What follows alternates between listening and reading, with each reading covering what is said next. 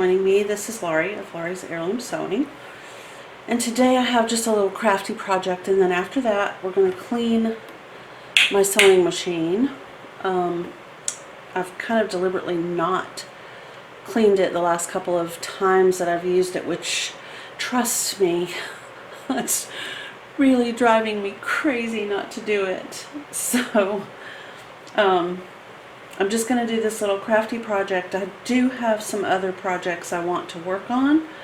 However, I don't want to do those projects until I have cleaned George, my sewing machine. Alright, so what I'm doing is I'm looking for circles that I can use to create circles with. I'm experimenting with something that I wanted to try. I have a few circles already cut out, but I don't think I'll be able to see if I draw. Well, maybe. I'm using Friction ink, which is a Pilot brand pen. It's a clicker erasable, and what you do is you just hit it with heat. Use a hairdryer and just do that, it'll come off. If you hit it with your iron, it'll come off. If you leave it in your car on a hot day, it will disappear. So I keep these in my sewing room, and I try not to get them mixed in with the rest of the pens in the house because I don't want to have any mishaps, lost information kind of thing. Okay, I'm just kind of not really being very precise. I'm just cutting out some circles. They don't have to be perfect because I'm not going to finish the edges. I've given myself permission today to be a little less fanatical about things. I'm just going to kind of pretend like I didn't do that just then. Okay, so I have a stack of circles here, and I'm going to make some more. See this little guy? He's not perfect. He's staying. I'm not going to change him out for something else. Alright, so what I plan to do is just kind of create something like this. I don't know if you can see the stitching. I drew a spiral, but I decided I didn't like the spiral, so I'm not going to do a spiral. I'm going to try something else.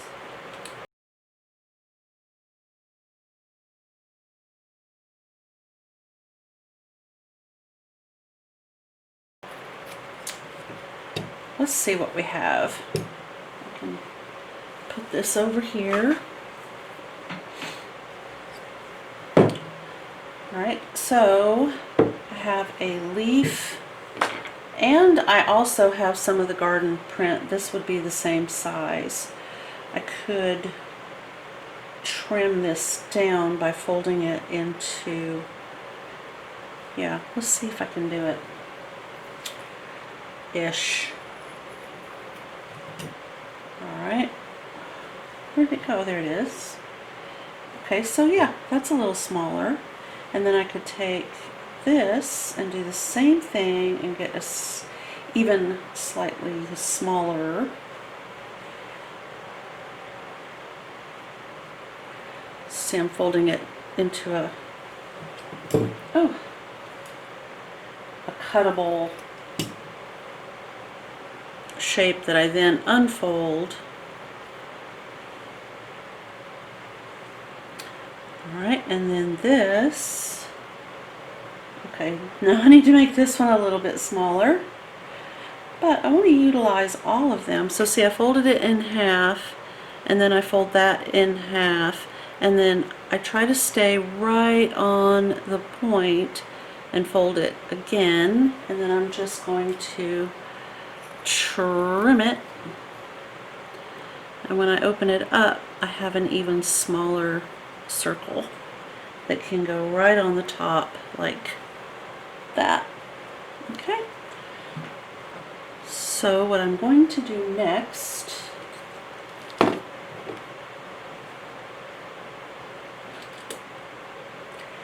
I'm just going to stitch. I'm not going to stitch on this last one back here. He doesn't really need stitching, but I'm going to stitch in a, just follow this all the way around and then just blend into the darker one and then blend into this little bitty flower and then end it. I don't feel like I need to be in the center part because not necessarily this button, but I am going to attach a button to that right there. Now the other thing I thought about doing was in between these two and these two, just putting a little bit of polyfill, just push it in there. Also using my zipper foot because it's small enough, it's narrow enough that I can kind of see where I'm going. I'm going to raise my stitch length just a wee to 3.5, needle down, and let's see what we can do here.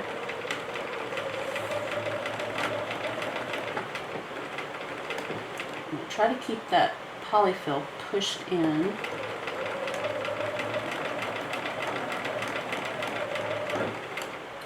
And again, I'm not trying to be precise with my stitching.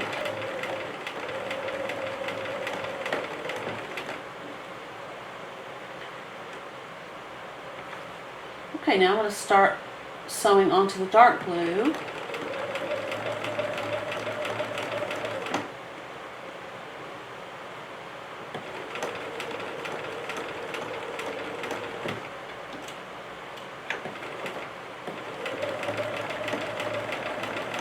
And I'm just using white thread. It doesn't bother me if it shows on the dark blue.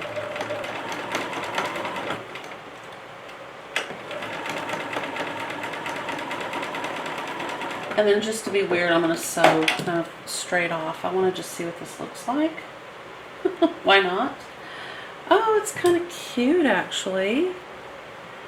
Okay, well it's weird, but it's cute. Dump some of these out so I can see what I'm looking at. Okay, here's a bigger button. I like that.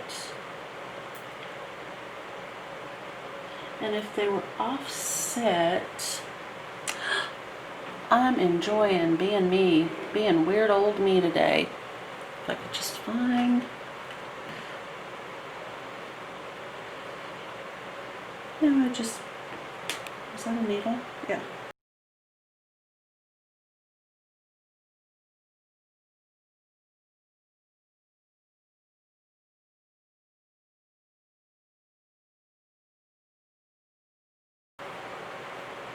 And the way I thread a needle is I bend the thread over the needle like this, and then I just pinch between my thumb and my forefinger like that, and then I take the eye of the needle, no matter how small or how large, and just push, and it just goes right through.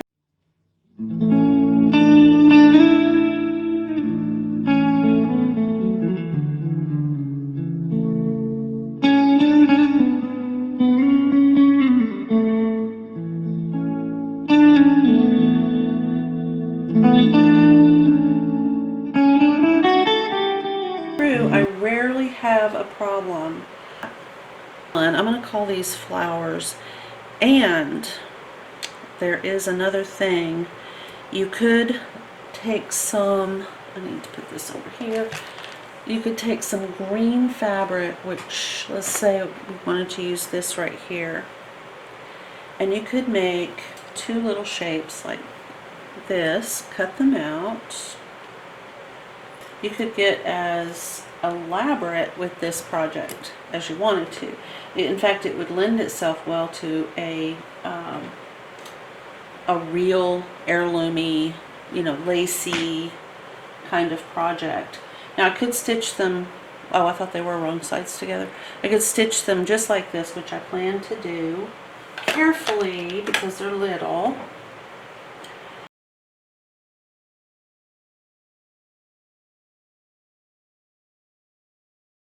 Here we have this, and then we can stitch right wherever you would want a leaf. So let me tie a knot.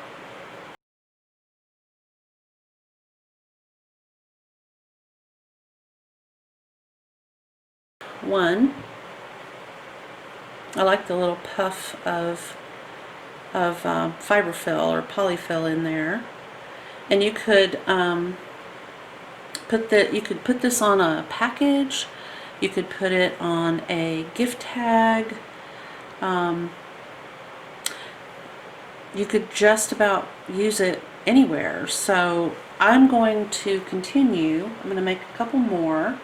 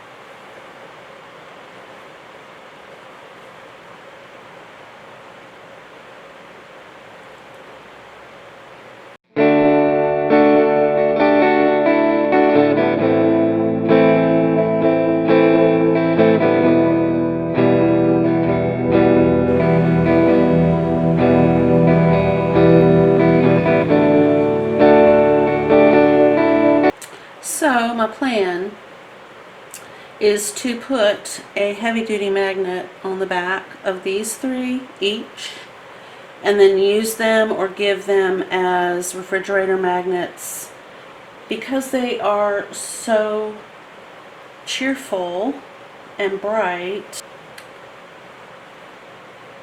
I love the fact that I'm doing something with my cabbage. I also think if you had, oh my goodness, if you had a jar that you were going to use as a gift, you could actually just attach something, a piece of like a rubber band or something, and attach it. Let me back you up. And attach it to the jar, and then they could take it off of the jar and then it would have a little magnet attached. How sweet is that? I think I need to put 2 leaves on each. I know that everybody has been sewing, and it's possible that everybody has been sewing on a machine that may not have even been cleaned when they started, because we all started making face masks, and you might be noticing some issues with your sewing machine. So I'm going to see if we can't address some of those. Now, I am not an expert by any means, and I'm going to tell you for sure, I do not take George down to the bare bones when I do a cleaning.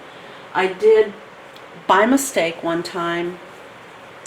I took the hook out, which I think some sewing machines, it's called the shuttle, and it's the little black case piece that holds your bobbin in place. And it was a nightmare to get that back in, and I didn't think I was going to be able to, but I'm not one to give up on some. If I want to know how to do it, I'm going to try my ding-dangdest to figure it out, and that's what happened. It took me all day, and this was before we moved to Washington. We still lived in Kansas, and this machine was fairly new to me. It was a brand new sewing machine when I bought it, so it was like I might have had it a couple of months, and I'm trying to think what in the world prompted me to do what I did. Honestly, I can't remember at all, to save my life. I have no idea. Yeah, I'm drawing a blank. So I don't think I was trying to clean George. I think it was just a simple mistake. So I'm not going to do it again. If that piece of this is something that you need to know how to do, then I honestly would have to direct you to either someone other than myself to get you into that area, or perhaps take it to your local Bernina dealer or a sewing machine. Hopefully just about any sewing machine repair place could look at it and kind of get it back together for you. So, but as far as the rest of just the general, you know, let's get cleaned up here so we can continue sewing, that I can help you with. I'm going to tighten up my camera. There we go. I think we're pretty good. Now, I have done a few of these, but not, you know, an in-depth cleaning. So first thing I would do is clean the surface where you are sitting. Okay, so this right here is clearly one of those lint rollers that you can get. The dollar store sells these. This one is a super sticky pet hair lint roller that I use most of the time on my ironing board when it gets to the point that I just can't handle all the little threads and the little fabric fibers. But I mean, that's pretty gnarly, and these are things that I can't see on these two mats. Have a clean work surface for your sewing machine. Okay, all right, now we're going to remove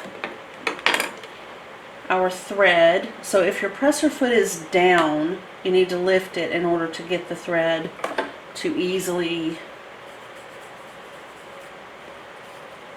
come off of the sewing machine. Let's get you up where you can see all the way. Okay, all right,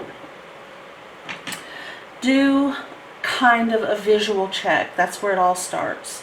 So you want to make sure that if you know you're stitching with a straight stitch and you're in the needle down position and you are stitching with a certain stitch length or width, that's what your machine is actually doing. So if you thought that you were stitching with a straight stitch with the needle down on this machine or another machine that might have lights like this one does for the things that are supposed to be lit, if they're not lit, then that's something you need to address. Or if you thought you were supposed to be stitching with a straight stitch and your sewing machine is doing a zigzag stitch, is something off? Is the tension off? That's one of the first things I look for right here. Every now and then I will bump this dial and I'll be stitching along and I can tell my tension is messed up. And almost always these two red lines are not aligned up. Let me see if I can let you see what I'm talking about.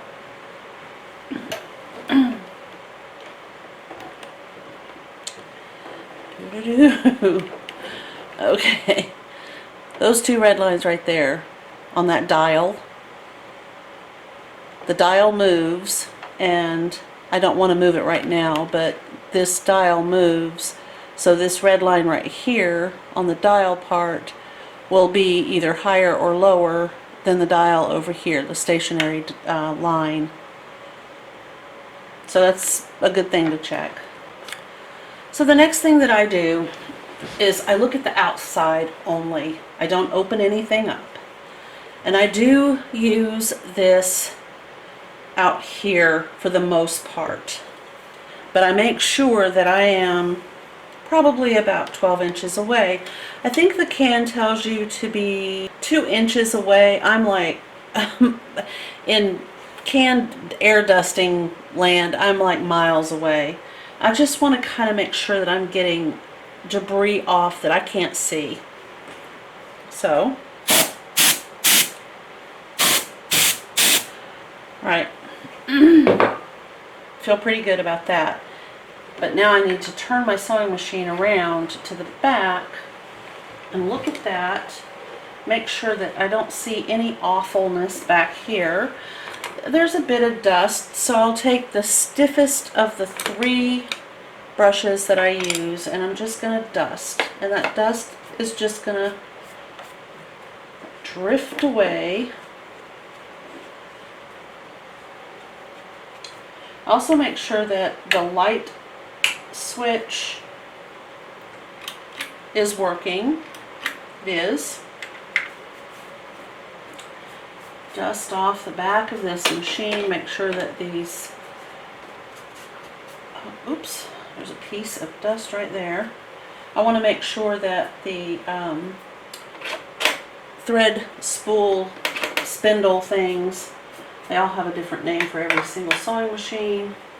I want to make sure that they're tight, that they're performing like they should. Get the dust off of them. I do have a felt pad on the one that I use. That is a project I'm going to work on with you guys in the future. I've got a little idea for that. This is a spool cap that it will fit on some and it doesn't fit on others. You can put it like this,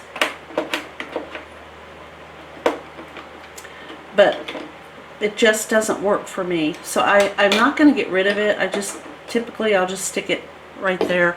Could be I'm doing something wrong. I don't know. Okay, now to keep everything clean, I'm going to also lift up the handle and dust in that area. Almost inevitably, when I do this, not if, but when I do this about once a month, this handle, if I lift it up and dust in here, it is like, I don't know if there's some kind of a magnetic force field or something around this handle, but it's always got globs of dust. Okay, so I've dusted the back, and I am paying a lot of attention to these little cracks and crevices where the machine has been put together. like so. And I know that there's like debris I could wipe off with like a damp cloth. I don't want any dampness near this sewing machine, so I don't care about, you know, when somebody else touched it and got filth on the side of it. It's fine, it can just stay there. Okay, now I'm going to go across the top. I'm still getting dust, I'm still seeing it come off. Okay, this little brush right here, I'm going to put in here like this. Now I should, and I will, turn my sewing machine off and unplug it. I kind of have gotten into the bad habit of not doing that when I'm cleaning, and I should do it.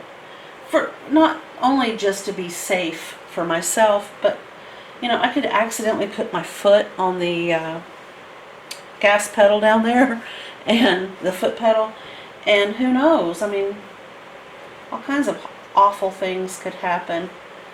Okay, so this stiff brush, and I'm going to go around the dials. Seems a little excessive, I know, but you would be surprised. I'm going to get as much, you know, I'm dedicating the time to do this, so I might as well make sure I'm doing a very good job. Okay, same thing over here. Around. And I don't know if you guys have really looked at your sewing machine, or if you got it and you sewed a couple things, you know, a school choir outfit for your, you know, neighbor's daughter or whatever. If you don't know, sometimes you'll have a threader right there attached to your machine. I don't use it yet. Okay. And this right here, if you don't know, will raise and lower your feed dogs. I was watching a video not long ago by someone else who was doing a cleaning video, and she unfortunately, her sewing machine, I won't say the brand, I'm not even going to say her name, I'm just going to say her sewing machine was set up, and it's a newer machine, almost like just a couple years old, actually. Not a Bernina. Just go ahead and say it right out the gate. It wasn't a Bernina. In order to get the throat plate off, she had to utilize a screwdriver, and the screwdriver that came with the sewing machine was too tall to fit under here, so she had to fiddle with it off to the side, and there were 2 screws. I was very thankful in that moment that I have George, and I was sending very good thoughts and vibes to her that she could get one of those screwdrivers that is like, it comes up to about right here, and then it bends this way, and you can use the screwdriver almost like a wrench. So I hope she finds one. I hope she gets one. I'll never know, but in any case, my thoughts are with you if you're watching this, which I highly doubt.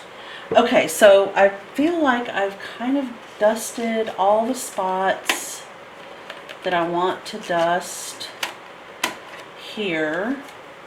I'm gonna go ahead. Now I'm going to gently put George down.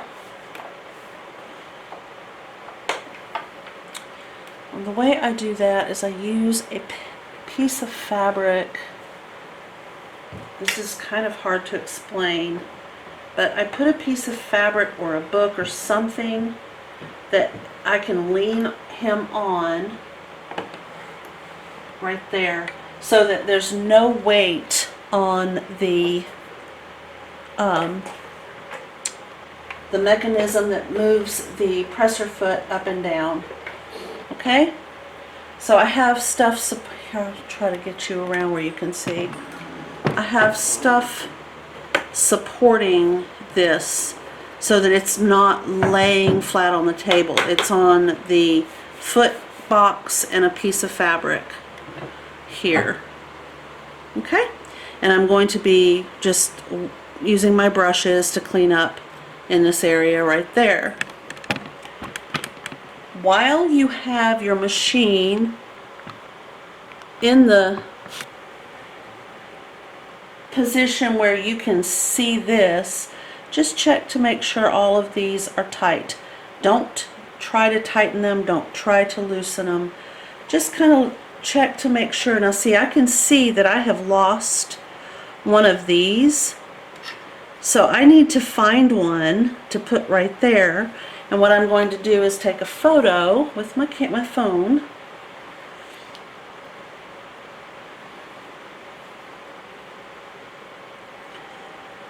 Okay. Alright. And then if I end up having to go to the sewing machine shop, I have a picture and I can just say, you know, I don't know what it's called, but you can see there's one on this one here, but there isn't one here, and then there's one on the front and one on the other front. So clearly I'm supposed to have one there. And maybe they'll have something, or they can tell me, you know, where I can order one or something along those lines. Okay. And then if I see any great blobs of dust kind of hanging out, I'll take care of that as well. Okay. Now I'm going to take this little bitty brush right here, and I'm going to clean up in that area that I just pointed out a moment ago, where the light bulb was. Just get the dust out. And if you see anything that does not look like it's right, if you have a phone camera, take a picture.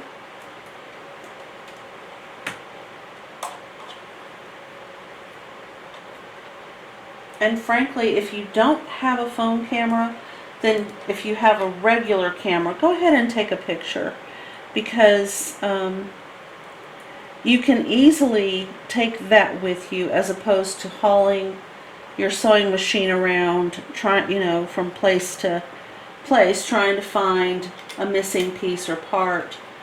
I'll never forget, I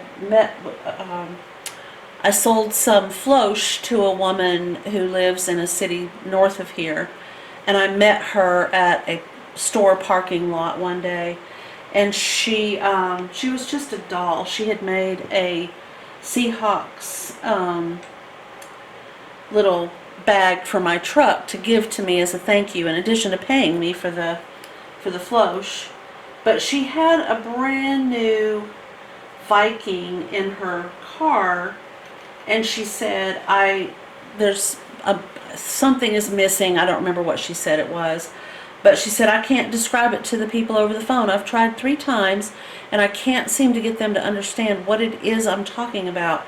So I'm just bringing my machine with me today. And I thought, oh, if only you had just taken a picture, because I mean, her machine was heavy. She wanted me to tell her what it was, and I was like, oh, let's just leave it in the case. I don't want to be responsible for hurting or harming your sewing machine in any way. But she was just a doll. It was so sweet to meet her. I love meeting people who love to sew. And it was so sweet for her to do that for me. I mean, to think about the fact that she was going to meet me, that I'm a Seahawks fan, obviously, I live in Washington State, and that I have a truck. Because I told her, how she knew all of this information, of course, is she found me on, yes, it was Marketplace and Facebook. So she found me through there, and then we talked, and I told her, I will meet you at this store in Marysville, and I'll be driving a blank colored truck, and it will have a Seahawks front plate frame. And that's what I told her. And when I got there, she said, I figured you were a Seahawks fan because of the... And so she made me that. That was really sweet. I still have it, by the way. Okay, so once you get this all sort of brushed out, make sure that all the lint is brushed away. Don't be tempted to use canned air in this area. There's too many opportunities that you could literally blow, you know, a piece of unseen lint even further up into your sewing machine, or you could crack your light bulb, and oh, we don't want to do that. Okay, so now I'm going to carefully put my sewing machine back in the upright position, like so.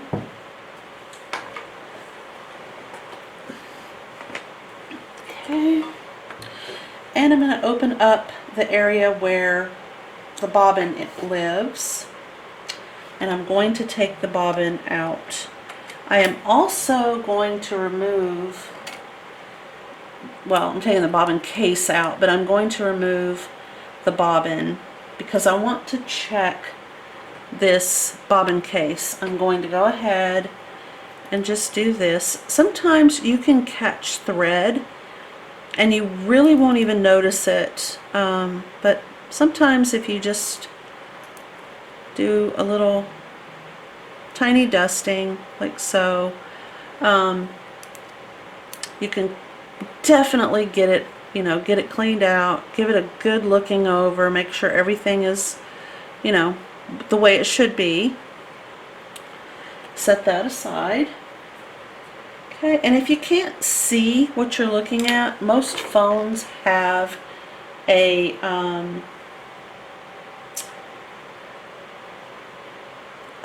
flashlight, so you can just turn this little flashlight setting on your phone, and you can see in there.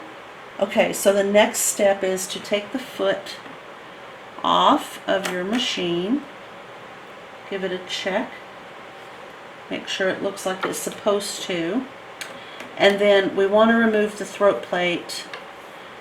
Make sure we don't have felt pads in between our feed dogs. That's so funny to hear people think that that's what that's supposed to look like. Okay, so we're going to drop the feed dogs on this sewing machine. This is probably the least fiddly thing on my sewing machine, and I've heard other people say it is the most god-awful thing on their sewing machine. So I really appreciate the Swiss engineering here, where you just drop your feed dogs and then you lift on the front side, and there are two little clips right under here, so you just lift and then you pull to the back, and that's how it comes off. Now I can see that there is lint right here. I don't know if that's visible to you. I don't know, but I'm going to take my big brush and just get rid of it. And then I'm going to show you what happens. And as I just said, I clean this machine every day. Literally, I clean my sewing machine every single day. The reason I do it, the reason that I clean my sewing machine every day is because of, oh, I forgot, it won't let me do this. Well, it's because of fabric and thread. That's exactly what causes this right here.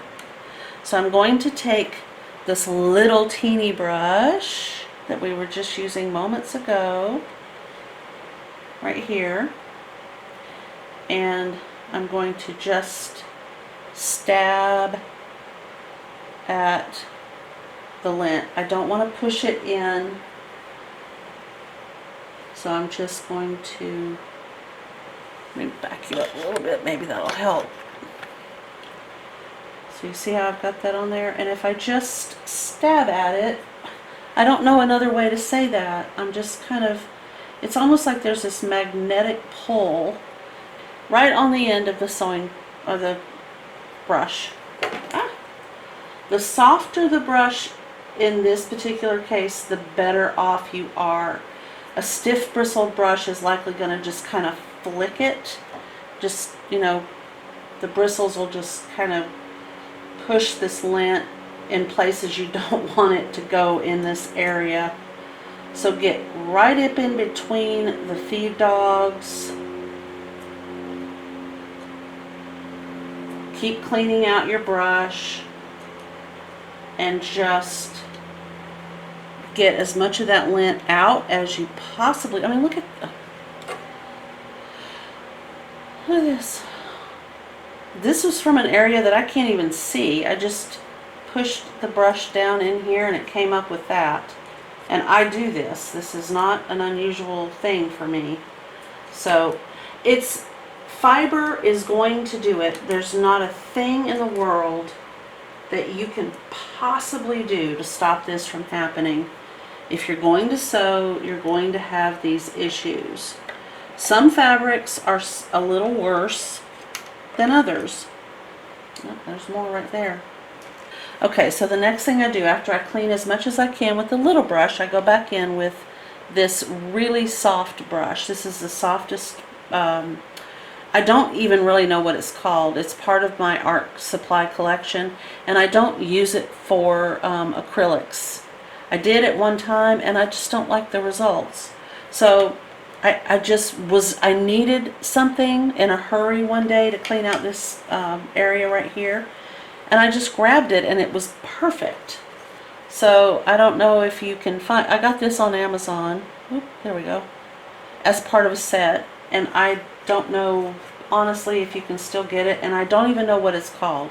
It's just like a, let's see, what is it? Half inch paintbrush. So maybe, you know, in the hardware section, just make sure it's really soft. It feels like a makeup brush, like you could easily use this on your face. Okay. Alright. So the next thing is machine oil. This is Singer All-Purpose Machine Oil. I keep this bottle in my sewing machine closet, and then I refill this little bottle right here. This bottle came with my Bernina.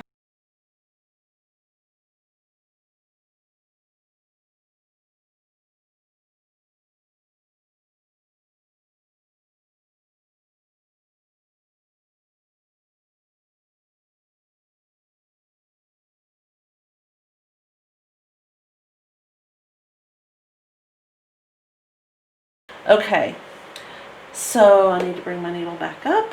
Okay, now since it's made one revolution, I'm going to make sure everything looks like it should.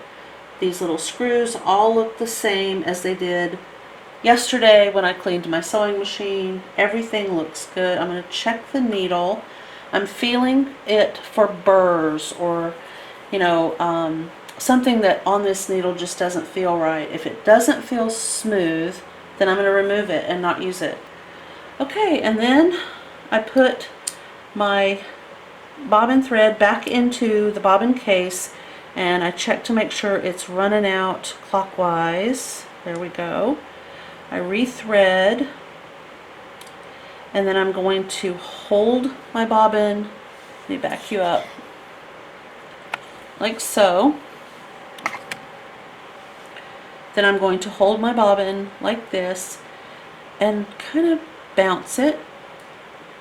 And if it drops just a little, not if I'm holding it, if it just goes whoop, way too loose. If it just doesn't feel like I could get it to move if I did this, which I can, it's moving. If it's just like, no, I'm not moving, then it's a little bit too tight. And there's usually a little itty bitty screw right here that you can, if you need to adjust the tension on your bobbin case, you can. Alright, so I'm going to reload. As long as everything is good, that's what I'm going to do. If I see anything that doesn't look right in here, I'm not going to redo any of this. I'm going to take it straight to the shop. Okay, I'm looking at this. I want to also make sure that these little screws look like they're supposed to. These little clips look like they're supposed to. I don't see any weird on the, this is the side that's closest to my sewing machine. And then this is the side that I see, and I don't see any chips or cracks or any of that. So to get this back on this machine, the Bernina 1080 Special Computer Made in Switzerland sewing machine, You go from the back to the front. There's a little tiny little knob right here.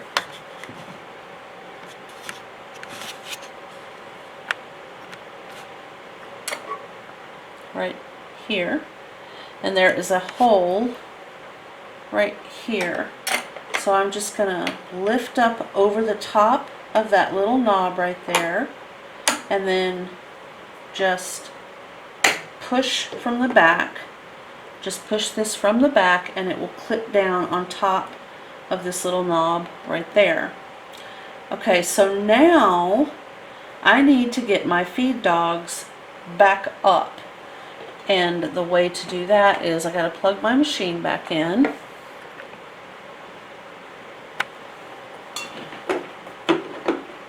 That's another thing. Examine the plug. Make sure it's not discolored. Make sure everything looks good. There's no fraying. Make sure it looks all right. And then plug it back in. Turn your machine on. Okay. Then toggle it back for the feed dogs to be in the up position. And then just do one revolution with the flywheel. And they're up. They're back, proud of this plate. You can feel them. There's a ridge there. Okay. All right.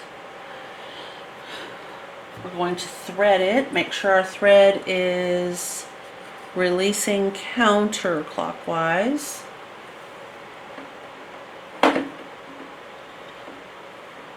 And then thread your sewing machine the way your sewing machine should be threaded. If you're threading this one, hold on to the top right here. Hold on to this one. I'll just start all over again. Okay. So start the threading process.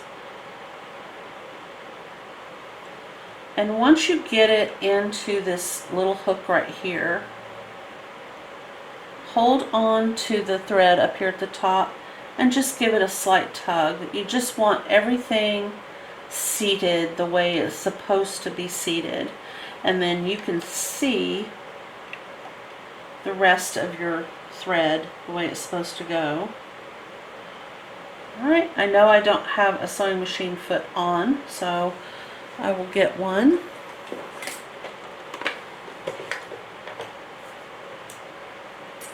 I think I'll use foot number 0.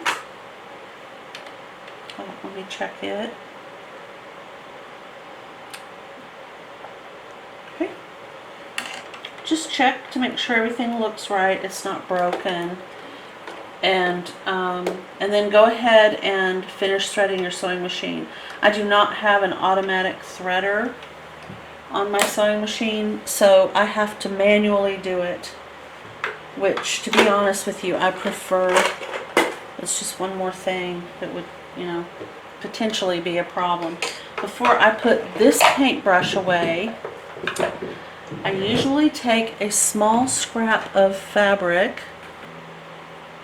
Okay, so something small like this, and I want to just kind of clean this out. I'm going to use just no water, just kind of clean that oil right out of the bristles, because remember I put one drop on one side and one drop on the other. But the next time I pick this up, I don't want it to be oily or have lint, so it's been nicely cleaned off. And I do put this in the trash. But now I'm going to take a small piece of fabric, 2 layers, generally speaking, and sew just a bit to make sure I'm not getting oil, coming up through that bobbin hook.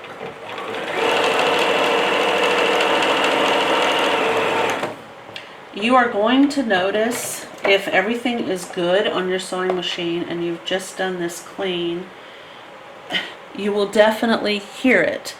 You will hear your sewing machine saying thank you, thank you, thank you with every stitch. Okay, all of my stitches look very even, very almost perfect.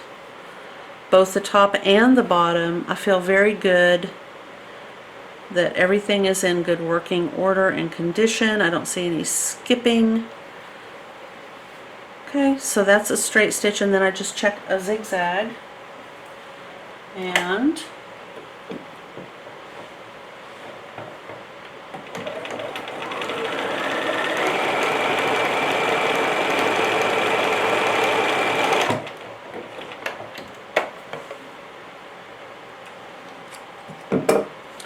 okay, I'm looking for consistent length. I don't know if that's focusing or not. On both the top and the bottom. I think I have it. I'm not seeing anything I don't like. Looks excellent, actually.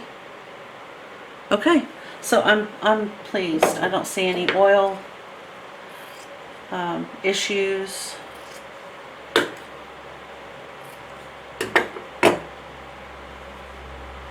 And again, I'm going to throw this away because it could have oil on it, and I don't want that in my cabbage stash. Okay.